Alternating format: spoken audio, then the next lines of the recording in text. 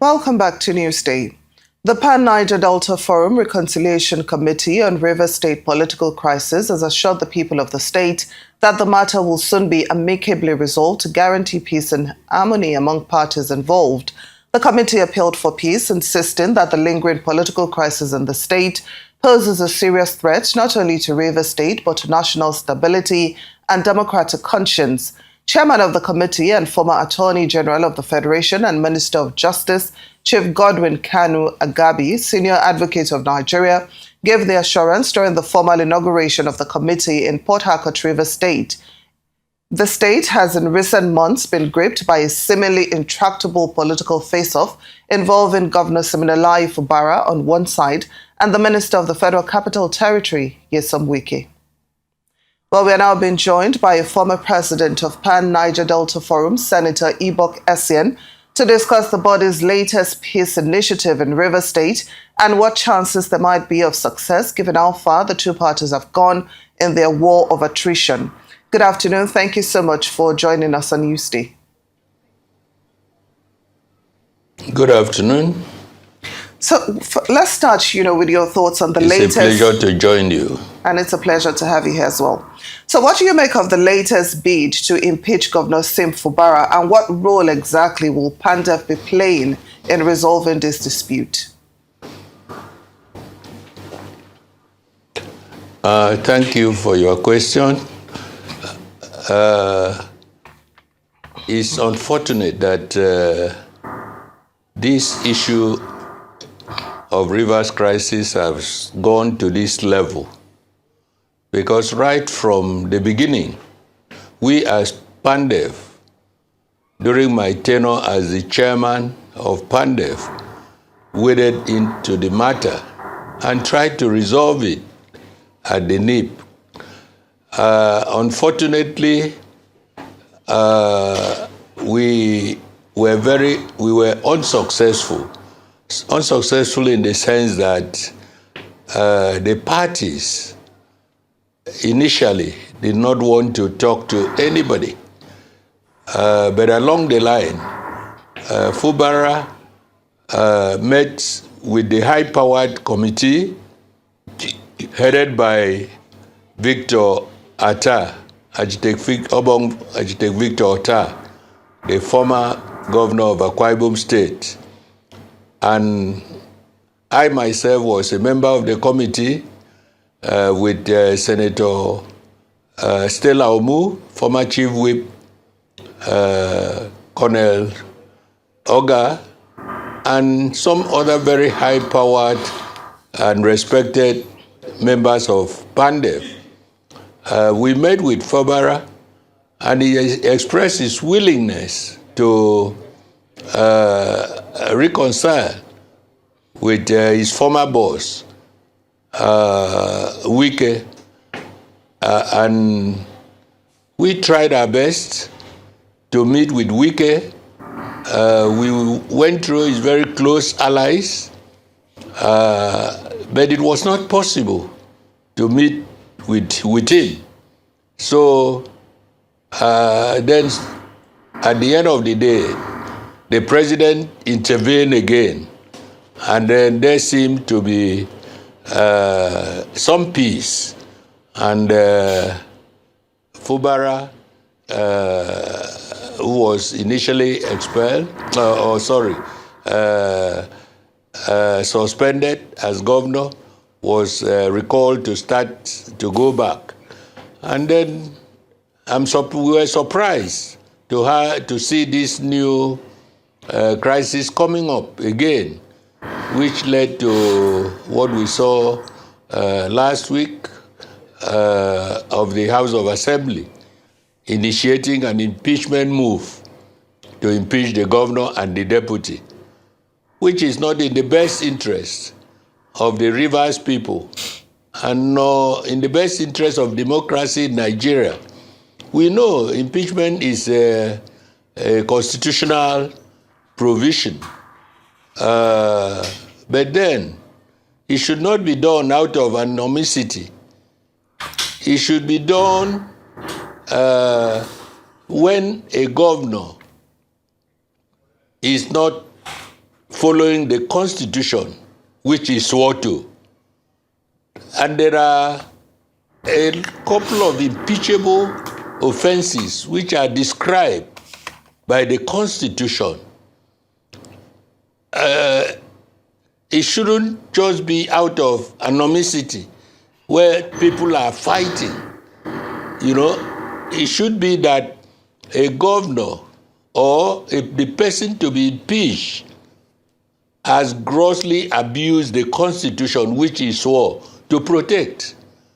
So I am happy that the current leadership of Pandef has set up the Kanu Agabi committee to revisit the reconciliation between the parties. And I pray and wish that the parties should cooperate with the committee to ensure that they are amicably resolved, because it's not in the best interest of Rivers people. How would you impeach the governor and the deputy?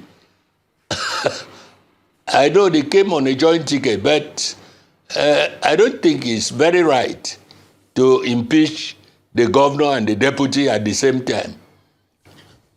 I was a senator. I served in the Senate of the Federal Republic of Nigeria as the Deputy Chief Whip of the Senate. And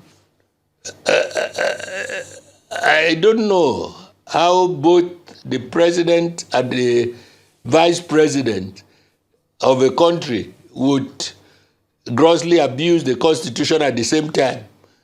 So I believe that conscience should come in, and then the people, let people not look at it as it's a fight between Fubara and the minister.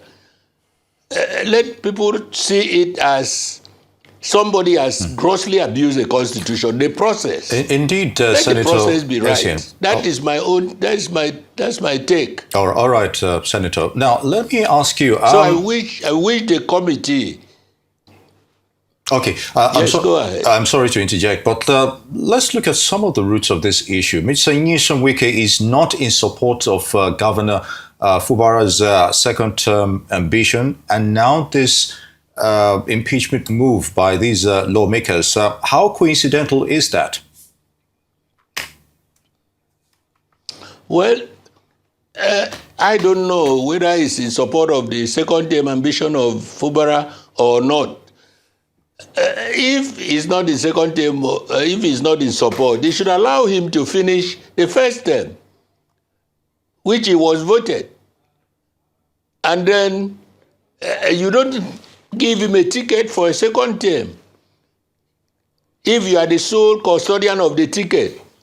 But if it is the people, which democracy allows, then the people should decide who should govern them. I don't blame Wike either, in the sense that when he worked like any other person to bring somebody into power, he should not be ignored, you know. But at the same time, when you bring somebody to power, you should allow that person also some level of freedom. Let him also express the wish of people, because no matter how powerful you are, you cannot stand alone to say you have installed somebody in a democracy. It's a collective thing that everybody joins hand to be able to put somebody in power. And it is only God that gives power. Because no matter how strong you are, you can even want to try to give power to somebody, and God doesn't want that person in that power. Even on that day of election, like we saw happen in Kogi State, on the day of election, Audu died when they were counting votes. So it is God that gives somebody power. It's not an individual that gives somebody power. So people should allow people to do their job when they are elected. That's why even the chairman of my local government, that I also always contribute to put a local government chairman in my local government. But the moment you become local government chairman, I leave you. If you have any reason to consult me, you come and consult me. If you want an advice, I give you advice. But I allow you to run your administration. People run different styles of administration. So Senator I Essien, am praying that. Yes, sorry to interrupt you, but we're almost I'm praying completely that out of time. there will be. Senator, please allow me to interrupt you. Now, Yes, I'm just okay. wondering Yes. that doesn't it show that our democracy here in Nigeria is faulty when the glory belongs to just one person for bringing another individual into power?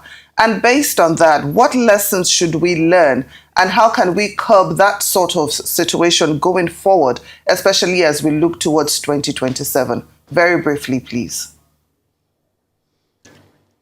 Yes, going towards 2027, my wish for democracy is that let the people speak and not just an individual. The electorate themselves should be schooled. They should know that what they get from people to support them is not important. It's how the person governs them. That is important. So people should not look onto one person who has money to bring to sponsor an individual or who has power. If democracy demands that every single vote should count, and therefore people should go out and vote, even in the party politics, at the party level. The majority of the people should decide who should govern them because they know the people. Like in Akwa Ibom, we know the individuals. So everybody should be interested on who governs them. And we shouldn't allow money or gift to blow our vision in electing people into offices. That's my wish for Nigeria and wish for democracy in 2027. Very good. The people should speak through their votes. Indeed, democracy counts. Senator Ibok Essien, former President Pandef, would like to thank you for your thoughts on the River State imbroglio.